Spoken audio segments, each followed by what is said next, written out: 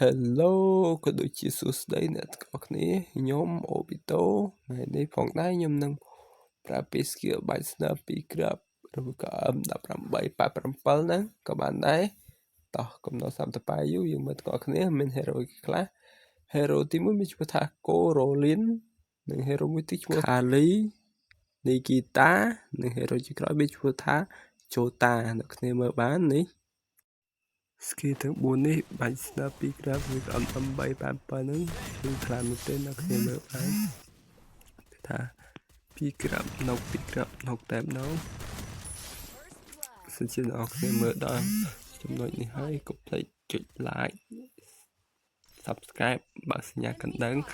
ដើម្បីទទួលបាននូវវីដេអូថ្មីទៀតនិងស្ទាបបាច់ផ្លែបន្តទៀតអាចមើលខ្ញុំបាញ់លេងបានថាបាញ់សាហាវខ្លាំងមែនទេនកស្មើអីណាសពផុតនកស្មើហ្នឹងពីផ្សេងជាងលេខស្នប់អញ្ចឹងខាងយើងគេគឺថាលឿនយើងបាទបើសិនជាយើងរត់លឿនដែរហើយ